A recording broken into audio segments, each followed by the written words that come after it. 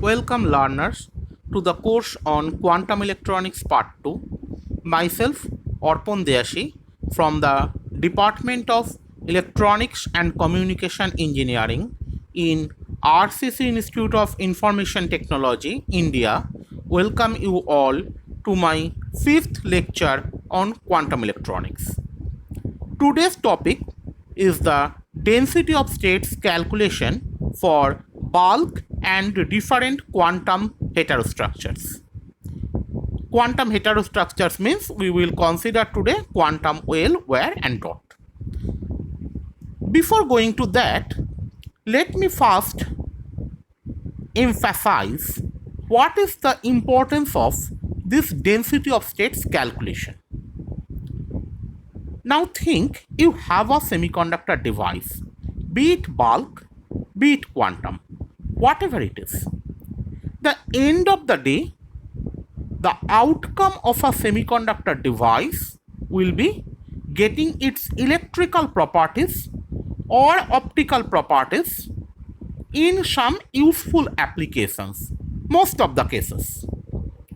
If we consider its electrical properties, then we should think about getting the amount of current from it, because real world wants the amount of current in presence of external bias, maybe optical input, maybe electrical input, maybe in form of other sort of inputs, but end of the day you want some current, maybe it form of magnetic input or whatever.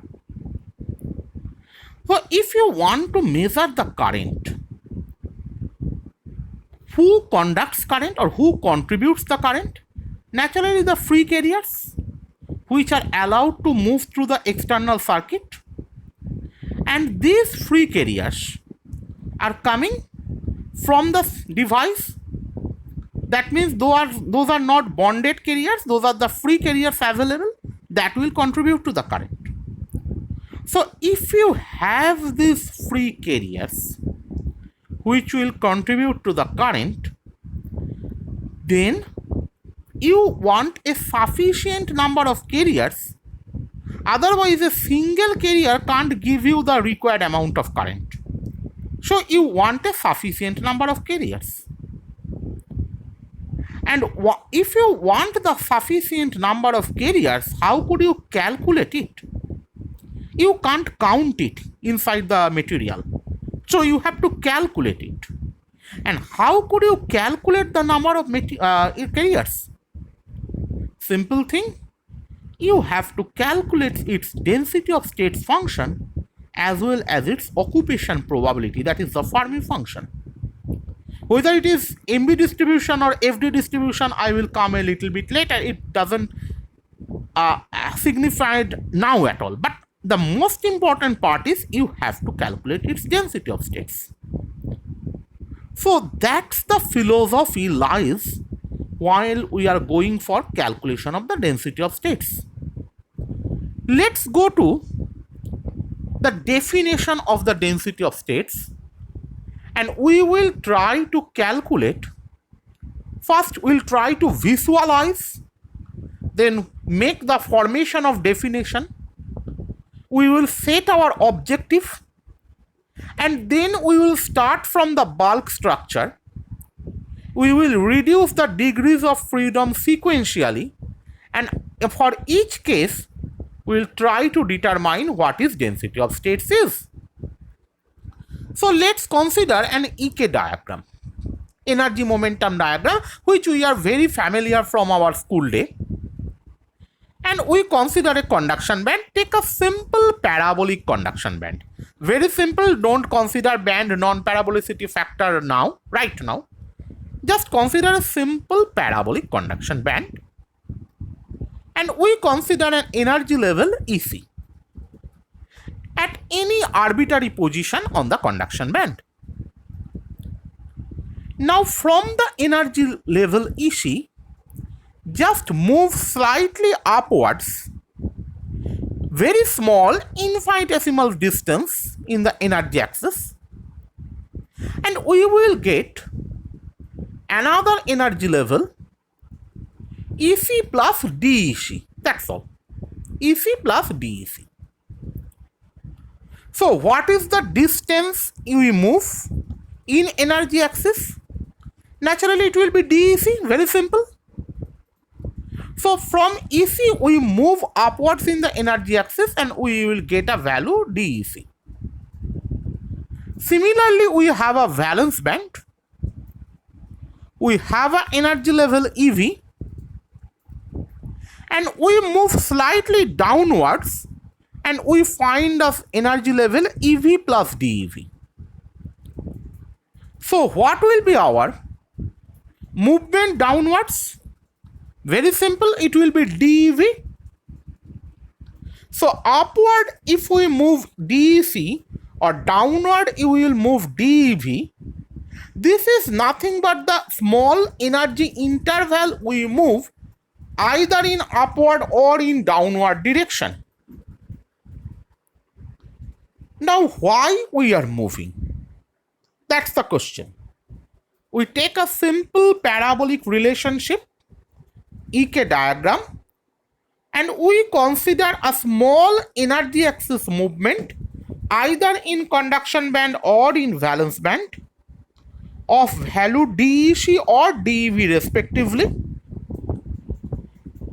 and we get the diagrammic representation. Now we will try to formulate the definition of density of states. What is the definition? It is the number of available energy states per unit energy interval. Where is the available energy state or per unit energy interval? It is available energy states between EC and EC plus DEC, and energy interval is DEC. So number of available energy states between these two highlighted region per unit energy interval DEC. Last two lines are most significant. Per unit dimension in real space. There are two key points. One is per unit dimension, another is the real space. Per unit dimension means it is the per unit degrees of freedom. What does it mean? If you consider a bulk structure, what is the degrees of freedom? 3D. So for bulk structure, the DOS will be per unit volume. If we consider a quantum well structure, what is the degrees of freedom? It will be 2D. So for quantum well structure, it will be per unit area or per unit surface. If we consider a quantum wire structure, degrees of freedom is 1D, so it will be per unit length. For a quantum dot structure, there is no degrees of freedom, so there will be no per unit dimension.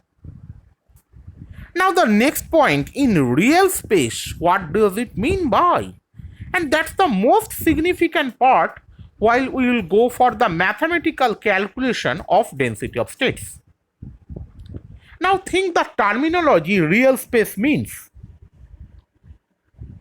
While we are calculating these energy values, we are strictly confined in EK diagram. So that means we are in energy momentum space. But think about our practical perspective. When we are calculating the current, are we calculating the current in the energy momentum space or in our Cartesian, spherical or polar coordinate? The answer will be the second option. Let's for example take Cartesian coordinate, that will easier our calculation. So if we consider it will be in our Cartesian coordinate system where we are calculating the density of states function, or say calculating the current, better to say, that it is in real space. So how could we convert an energy space to real space? That's the $1 million question. we have one small relation. We know that wave vector is inversely related with L because of the periodic nature. We have considered the block function, and we know k equals to 2 pi by L into some integer. But is it enough? Because already we have said that per unit dimension will be volume or something, surface or line or like that. So the point is how a momentum space can be transferred to a real space, and what are the other spaces we have to involve in order to calculate the density of states. Again, I am repeating the fundamental objective of the mathematical calculation.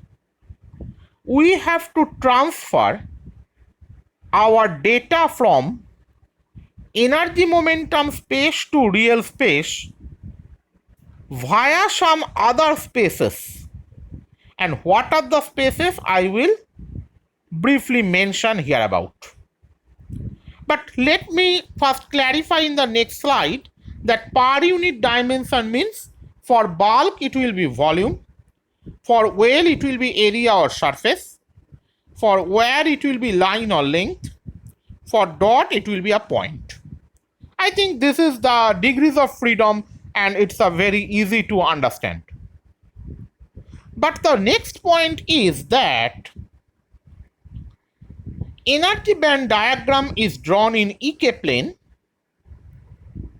and k is the wave vector, it's not a physical quantity.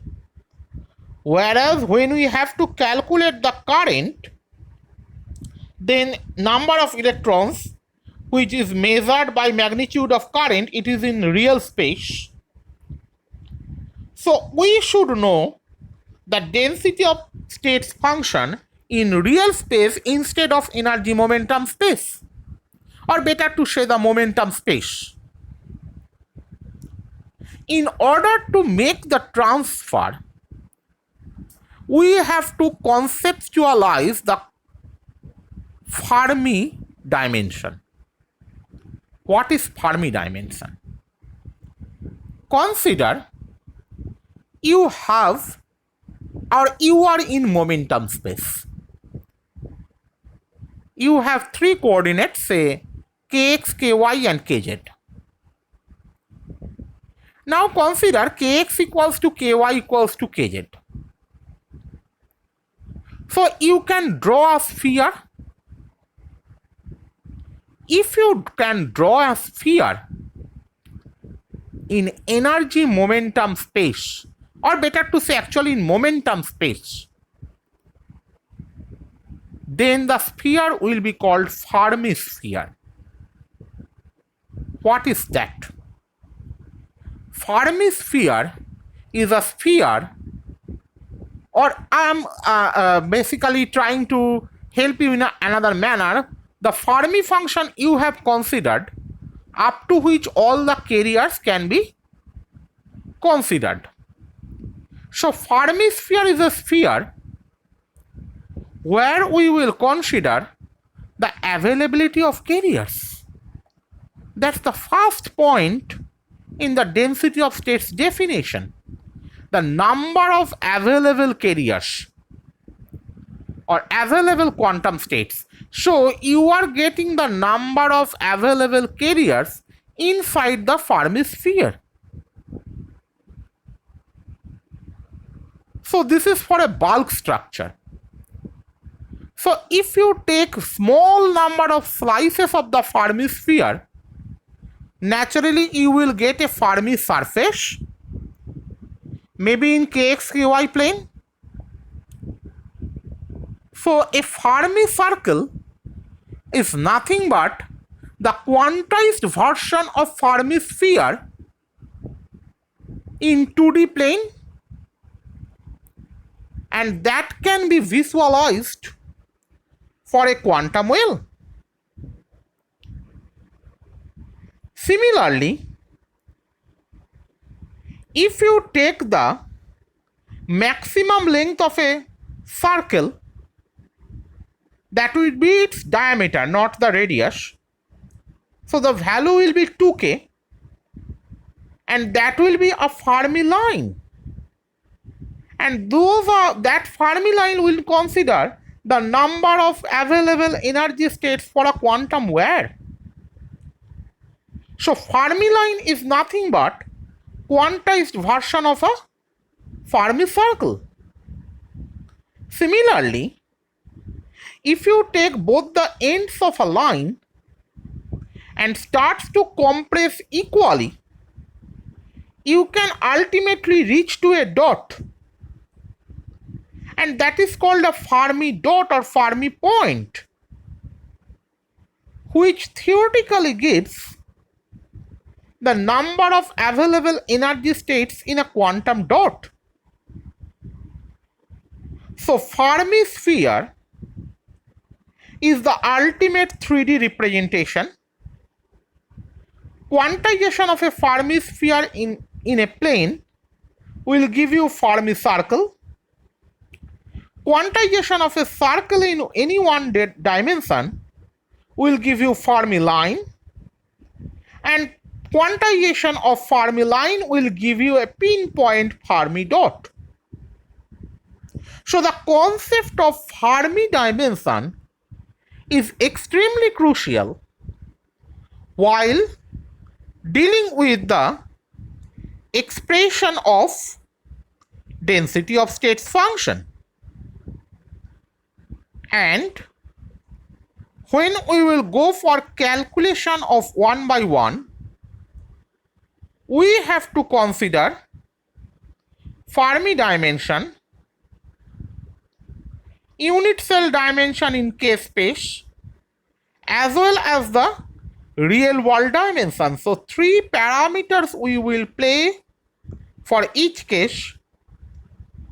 For bulk, all will be volume, Fermi volume, unit cell volume, and real world volume. For quantum well, it will be Fermi surface, unit cell surface, and real world surface. For quantum wire, it will be Fermi line, real space line, and unit cell line. And as we will move. So the concept of Fermi dimension is extremely critical because it will ultimately give you the occupation probability. You know, n is the multiplication of density of states and occupation probability. So involvement of Fermi dimension is extremely critical and extremely significant if you want to calculate the density of states function. Let's proceed the density of states for a bulk semiconductor. I am showing a 3D block. So its dimensions may be Lx, Ly, Lz in a Cartesian coordinate system. And everybody knows the block function. So the block wave psi xyz should be periodically repeated. So it will be psi x plus Lx, y plus Ly, and z plus Lz. And you know that if this equation has to be validated, then the momentum value kx should be equals to 2 pi nx by L, ky equals to 2 pi ny by L, and kz equals to 2 pi nz by Lz, where nx, ny, nz are the integers. I am not going to the trigonometric solutions or the general functions integer values, so leave it apart. So what will be the volume in K space? Volume in K space is nothing but kx into ky into kz, as simple, in a Cartesian coordinate system. So it will be 2 pi whole cube naturally into nx into ny into nz divided by Lx into Ly into Lz. Now go back, just imagine or visualize the Fermi sphere. If you want to draw a sphere, you can't write kx, ky, kz. All will be equal. Kx equals to ky equals to kz equals to k. And if all k's are equal, then how could you make it? Then nx equals to ny equals to nz, I am telling is the lowest value, say 1. And lx should be equals to ly should be equals to lz equals to l. That means we have to take a cubic shape, cuboid. So once we substitute these values, the Vk, that means volume of a unit cell in K space, will be 8 pi cube by L cube. Simple. Again, if somebody thinks why we are making them equal, because you have to consider a Fermi sphere inside which all of your unit cells will be located. So naturally for Fermi sphere, you have to consider radius. So radius at any direction should be equal. So all the momentum wave vectors are equal. And that means you have to consider kx equals to ky equals to kz. So what is the value of the volume in Fermi space? Naturally, the spherical volume is 4/3 pi k cube. And volume in real space, that should be L cube. So if we want to calculate the number of energy states in real space, please think. Number of energy states in real space. Now you have a Fermi sphere of volume Vf, and every unit cell has volume Vk. So what will be the number of unit cells inside the Fermi sphere? It should be Vf by Vk. But Vf by Vk in which plane? K space. How could you transfer in real space? So will be divided by V real. So number of energy states in real space should be Vf by Vk into Vr. That is the critical point of calculation. Based on that, we can calculate everything as usual. So number of energy states in real space is Vf by Vk into Vr. Vf by Vk will give me the number of unit cells inside the Fermi sphere divided by Vr in order to transfer it from K space to real space. Now substitute the value of Vf, which is 4/3 pi k cube. Vk is 8 pi cube by L cube and Vr is L cube. So n will be k cube by 6 pi square. If you just make an algebraic calculation. And if you want to include Pauli's spin degeneracy factor, we have to include. So multiplied by 2, up spin and down spin. So nk equals to k cube by 3 pi square. So if I differentiate it with respect to k, it will be k square by pi square. Del n del k is k square by pi square. But that's not our objective. Our objective is to calculate del n del E, because number of energy states per unit energy interval. So how could you get del n del E? If you want to calculate del n del E, it will be del n del k into del k del E as rule of the partial differential. How could you calculate del k del E? It's very simple. Calculate it from the parabolic dispersion relation. We know E equals to h cross square k square by 2m star. So you can calculate del E del k. And del E del k is a function of k. We have to replace k. K is nothing but root over 2me by h cross. So if we substitute, we will get del k del E, which is 1 by h cross root over m star by 2e. So you will get del k del E, and previously you get del n del k, which is k square by pi square. So if you substitute, you will get del n del E, which is k square by pi square into 1 by h cross into m star by 2e, that's root over. So del n del E is 1 by 2 pi square into 2 m star by h cross square whole to the power 3 by 2 into root over e. The first part is constant. So del n del E, that means density of states for a bulk semiconductor, is proportional to root over of energy. If we plot it, we will get a plot as shown in the right hand side. So that's the variation of density of states, that is a continuous variation for a bulk semiconductor. That means we have 3 degrees of freedom.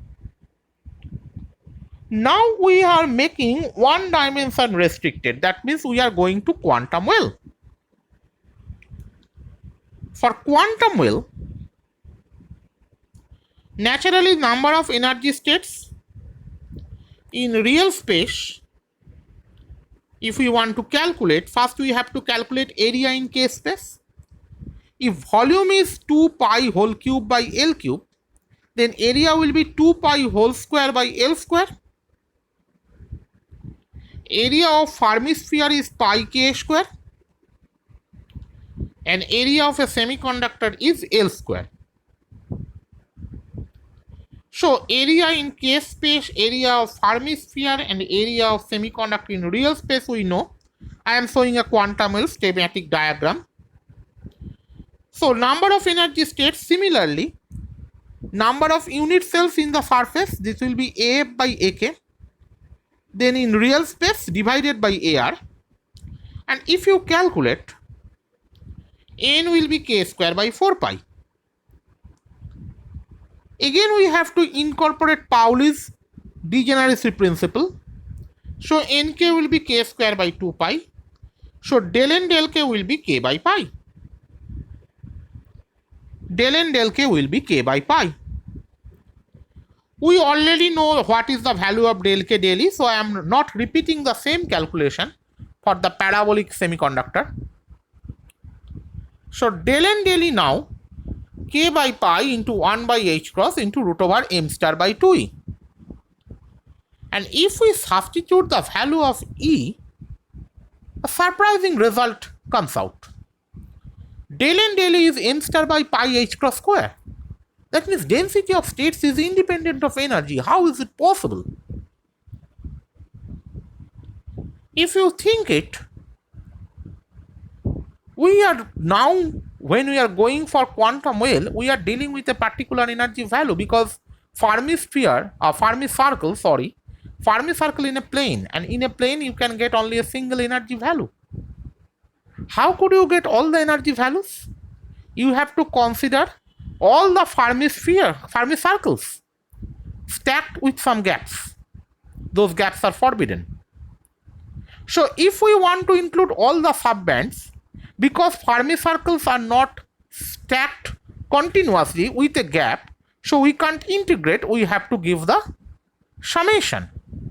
So if we consider all the subbands, then del n del E is m star by pi h cross square, which is fine, summation Heaviside step function E minus EI. What is EI? EI is any arbitrary ith energy level. And very simple, if E equals to EI, the step function will become 1, and that will give you the eigenstates. If E not equals to EI, then you will get the value of a constant part. That means del n del E is independent of energy. So naturally the graph will be a step function as shown in the right side. I am using two different colors just to help you to visualize. And the step values are E1, E2, E3, and that means the eigenstates. So in this way, we can calculate the density of states for a quantum well. Now, if we make another degrees of freedom restricted, we are going for a quantum where I am giving a figure. Then now length will be 2 pi by L in K space. Length of Fermi sphere, that means it will not be sphere, length of Fermi line, it will be 2k, and length of semiconductor will be L. Length of Fermi sphere means basically you are considering Fermi sphere in 2-dimension quantized, so it's not a technical fault, but it will be 2-dimension quantized and that will be 2k, so it's fine. So number of energy states again the same. LF by LK is the number of carriers in k space divided by LR, so it will be in real space and it will be k by pi. So if you include Pauli's principle, it will be naturally 2k by pi, and differentiate, it will be 2 by pi independent of k. Now another funny thing, del and del k is independent of k.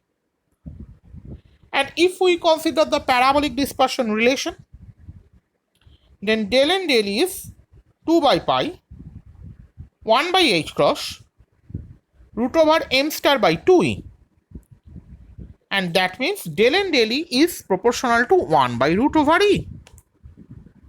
1 by root over e, if you plot, it will be a sawtooth function. Now let me explain this graph physically. You have attained the energy level of a quantum wire, fine, you are getting a peak, but there is a gap from first to second. Naturally your energy level will be drastically falling, but once you are getting the second energy level, you again rising, again between second and third you are falling, and again third you are rising. So that's a series of sawtooth functions, and that is the graphical representation of density of states for quantum wire.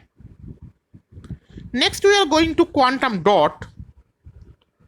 Naturally Fermi is a point, so you can't move, it's a point.